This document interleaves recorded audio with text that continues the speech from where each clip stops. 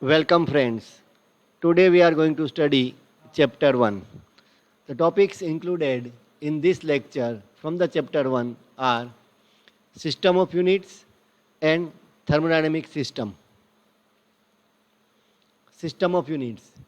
The different system of units commonly adopted by engineers are MKS, that is a metric system, and SI system. Metric system. This system is known as meter, kilogram, and second system, commonly known as MKS system. And the other is SI system. This system is known as System International. Generally, we follow SI system of units. SI system. In SI system, following fundamental units are mainly used in engineering. Mass is measured in kilogram and it is denoted by the symbol kg. Similarly, in which unit length is measured in SI system, that is in meter, and the symbol is small m. Time is measured in unit second and it is denoted by the symbol s. And in which unit temperature of a body is measured in SI system? Yes, it is Kelvin, not degree Celsius, and its symbol is capital K. An amount of matter is measured in unit mole and it is denoted by the symbol mol, MOL. Thermodynamic system. A thermodynamic system is defined as the region or matter on which our attention is concentrated for analysis. It means it is a place, it is one area on which we have focused our mind. Why we have focused our mind? Because we want to do some analysis. Consider we have installed a air conditioning system or AC in our room, in our bedroom. So what will be our intention? Yes, our intention will be to know what is the cooling effect of AC in particular room. So that room is our system and outside of that room is known as the surrounding. So everything outside the system is considered as a surrounding. System and surroundings are separated by system boundary. So let us understand using some graphical representation. So this one is a place or a area or a region on which we have focused our intention for doing any analysis, for finding out cooling effect, for finding out heating effect or any other. So that is our system. Everything outside the system is known as the surrounding. And system is separated by surrounding using the system boundary. So this one is the system boundary. System boundary can be either real or imaginary, or it can be rigid or flexible. Now, what can be the interactions between system and surrounding? So there can be the two type of interactions, heat and work.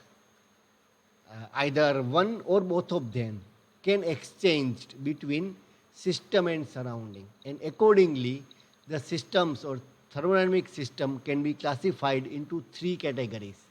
So there are three types of thermodynamic system. One is open system, second is closed system, and third is isolated system. So now what is open system? So in open system, both mass and energy crosses the system boundary. It means mass and energy both can be exchanged between system and surrounding, and this kind of system is known as the open system. Now what about the closed system? What can happen in closed system or what can cross the system boundary? Only energy. So only energy can transfer between system and surrounding, and that system is known as the closed system. And finally, what about the isolated system? Neither mass nor energy can transfer, can cross the system boundary, and that system is known as the isolated system. Now if you have to write the definition of open system. Then how you can write the definition of an open system? So this is the definition of an open system. A thermodynamic system in which mass and energy can be exchanged between system and surrounding is known as an open system. Similarly, you can also write the definition of closed system as well as the isolated system. Only you have to do some minor change in the word, in the you can say red word or the font denoted by the red only. And then you can convert this definition of open system into closed system. Now what we can do the change? Yes, now closed system. A thermodynamic system in which only energy can be exchanged between system and surrounding is known as closed system.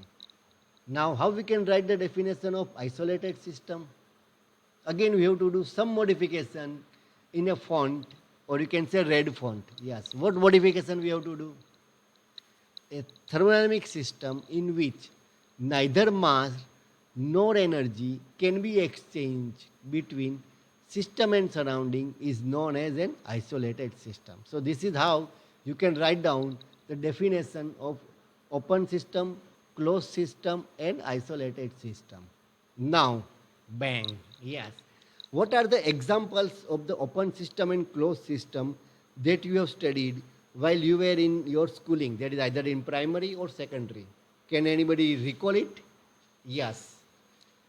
Yes. So, heating of a water in a vessel or preparing a tea were the examples of open system. And what was the example of closed system? Yes, cooking rice in a pressure cooker. That was the example of the closed system. Now here we are going to study the technical examples of open system and closed system. So let us see the technical example of open system. What are that? Yes, air compressor, second is boiler, etc. Now let us see how air compressor works. So this one is the air compressor. The function of the air compressor is to compress the air. It means low pressure air enters into the compressor and the high pressure air comes out from the compressor. Now this indicates that there is a mass transfer from system and surrounding. So here what is our system? That compressor is our system. And what is the system boundary? So this one is our system boundary. And here mass transfer takes place. That is okay. Now what about the energy transfer? How the energy exchange between compressor and the surrounding takes place. Can anybody decide or can anybody find out the answer? Yes, let me explain. Air compressor cannot work automatically. We have to supply some external work so that air compressor will work. So this is how the work enters the system or work is given to the compressor. Now when the compressor is doing the work, the compressor get heated. Compressor is heated and heat is taken out by from the compressor. So that is nothing but you can say the work energy enters and the heat energy comes out from the compressor, right? So that is the you can say in form of air, mass enters, mass leaves the system, and similarly in form of work enters the system and heat comes out from the system. And due to that, this is or you can say air compressor is known as the open system. Now come back to the second example. What is the second example? Boiler. So let us, this is the boiler and it is denoted by the fixed boundary. So there is a fixed boundary of a boiler. Now what is boiler doing? So boiler is a, you can say, closed vessel in which water is converted into steam. Water is boiled and converted into steam. So what will be entering into the boiler? Yes, water will be entering into the boiler. And what will be coming out from the boiler? Steam will be coming out from the boiler. So we can say in a boiler, if we consider boiler as a system, water enters, that is mass enters, and mass leaves the system, that is the steam leaves the system. Now what about the energy? Now how the water will be boiled? How the water will be converted into steam? It cannot be converted automatically. We have to supply some energy.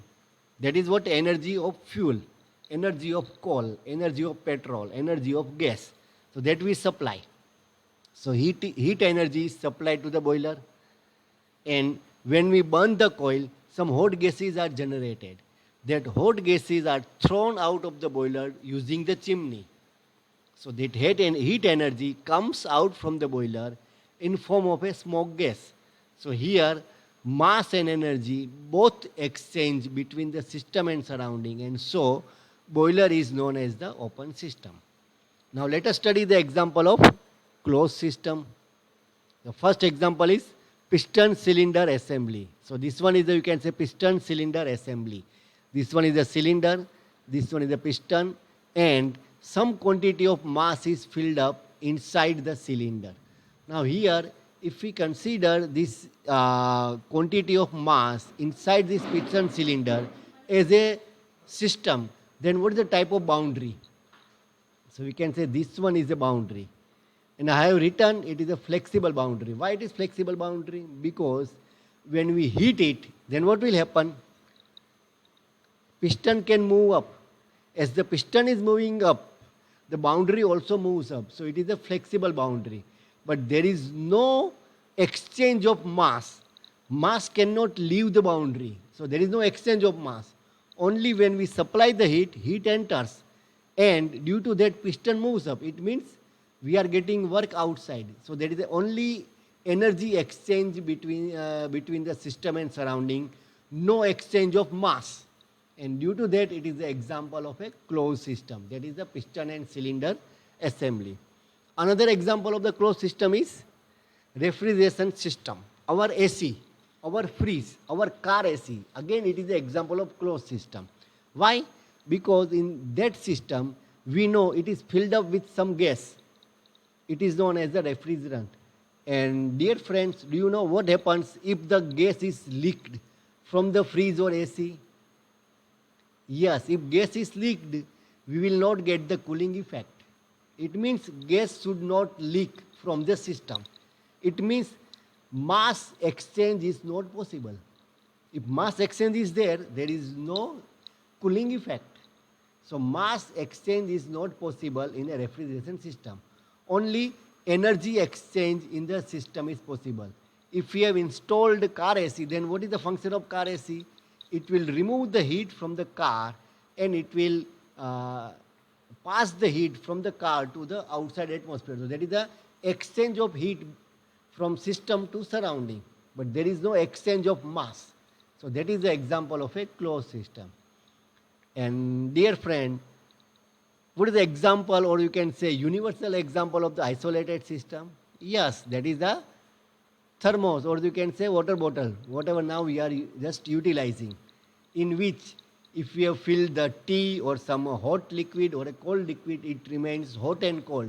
So that is the example of the isolated system.